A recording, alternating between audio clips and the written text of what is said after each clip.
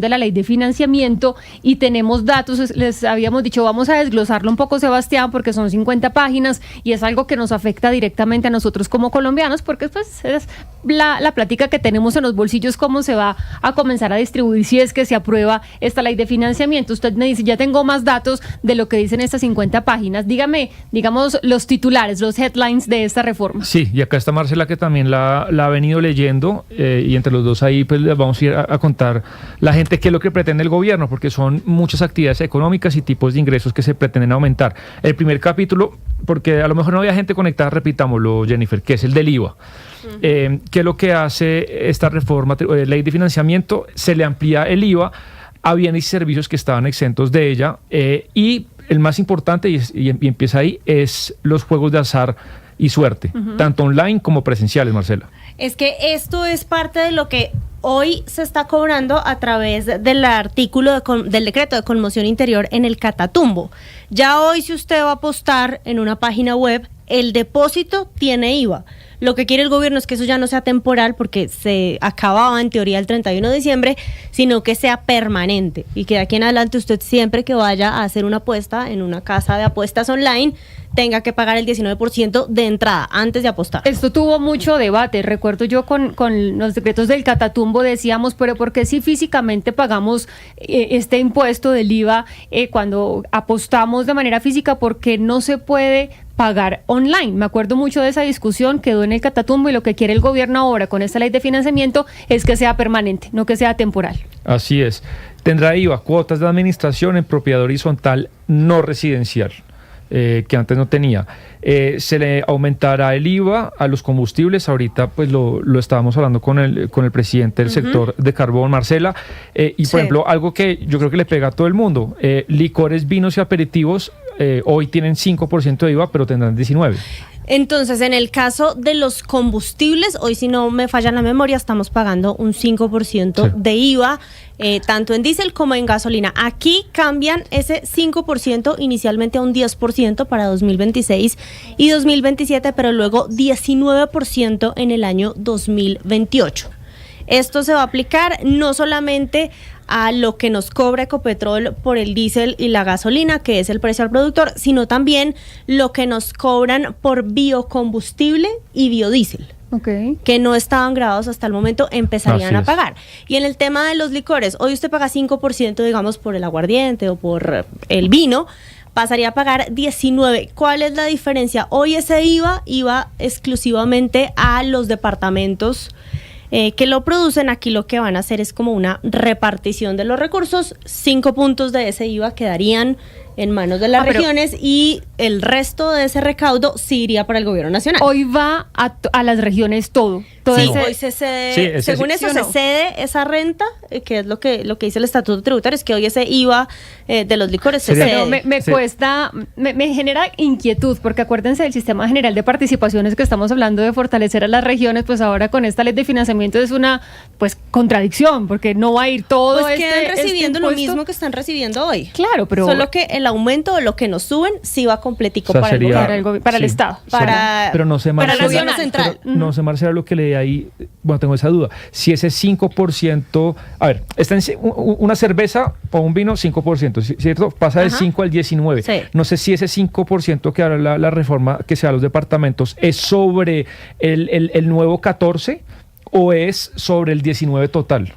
Pues lo que yo entendí, y me corrige algún tributarista si la está leyendo, si entendí mal, es que de los 19 puntos, los primeros 5 van para regiones y del resto de ahí para arriba, o sea, el nuevo recaudo iría para el gobierno. No les quitan, pero tampoco les ponen. No les quitan ni tampoco les ponen.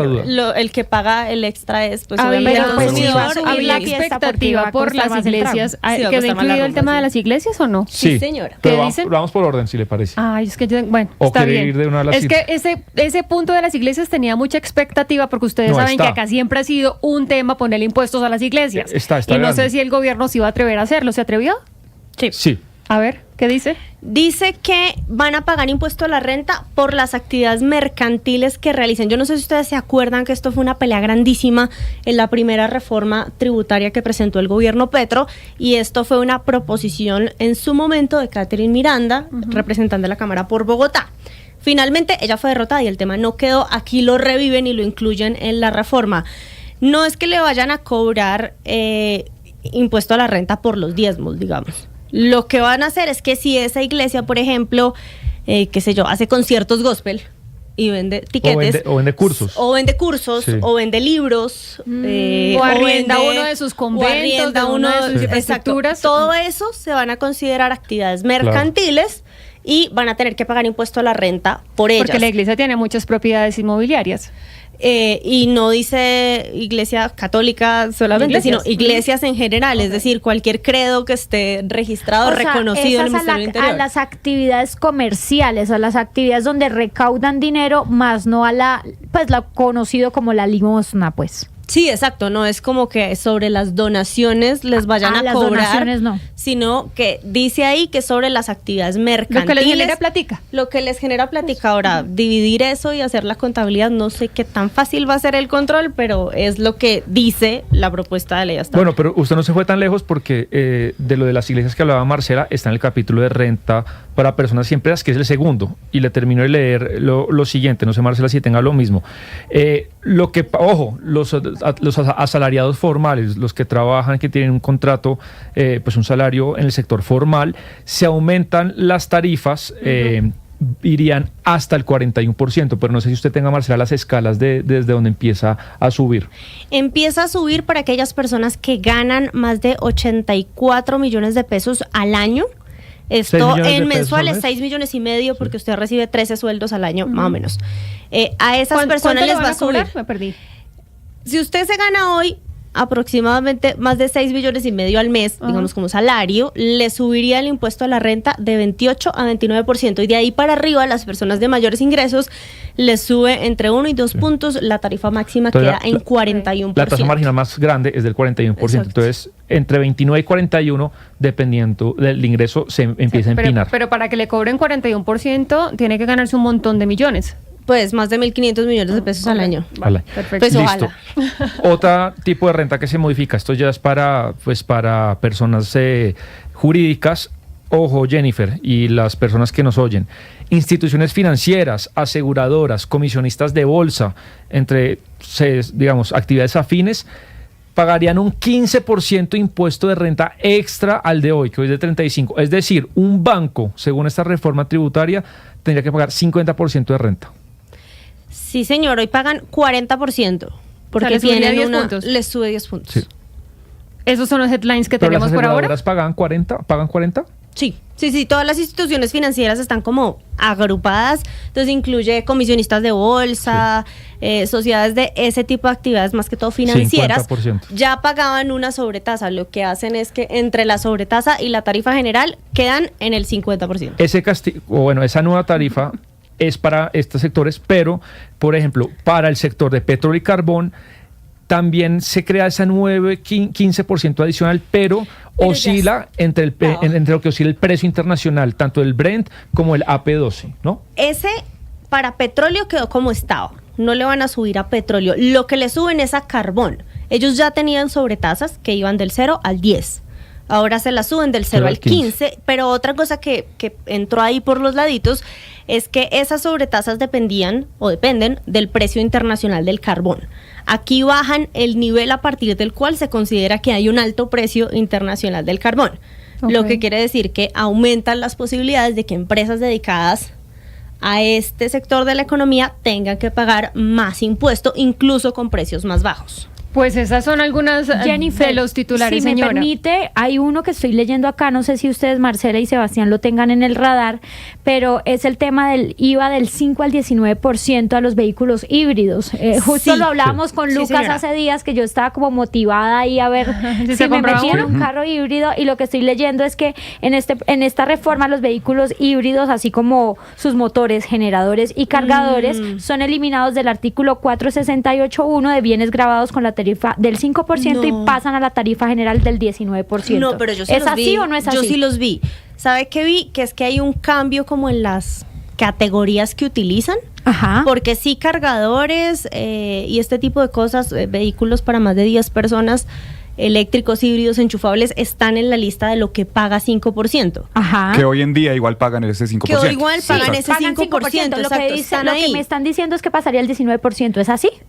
Pues yo no lo vi que pase el 19%. Pero Lo eso que sí estuvo vi es en que una otros en otro en la reforma ley de tributaria que financiamiento del año pasado, y eso finalmente entonces se no pasa. cayó. Se cayó. Exacto. Entonces habría que ver si aquí sí queda y No, pero sería yo ese cambio. tampoco lo veo. Un golpe Le doy, duro. se la reviso, pero yo vi eso que usted eso que usted me está diciendo, yo Sí. vi esas categorías en el artículo de la reforma tributaria, o sea, que quedaban dentro del 5%. Ok. Lo que sí vi es que hay una categoría, digamos, como un renombre tal vez, de la categoría que se pone ahí de cuáles son los vehículos que pagan 5%.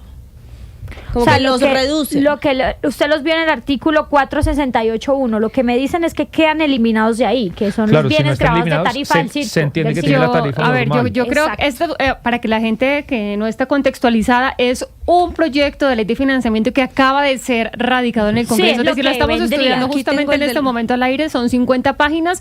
Nuestros compañeros Sebastián y Marcela nos acaban de dar los headlines, algunos de los puntos básicos incluidos, pero por supuesto esto tendrá muchísimo más desarrollo. Tendremos que estudiarlo más a profundidad para tener claros esos puntos que mencionamos justamente aquí. Pues gracias, Marcela, por acompañarnos en este momentito Listos. para darnos esos tips o esos Y headlines. me va a esos seguir titulares. leyendo, porque... Vaya, lea, mija, vaya. Váyale, 53 páginas tiene. Ah, no. 53.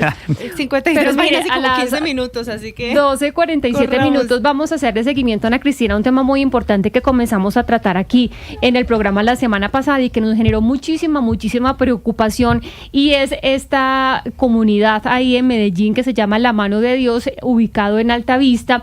Teníamos una entrevista con el monseñor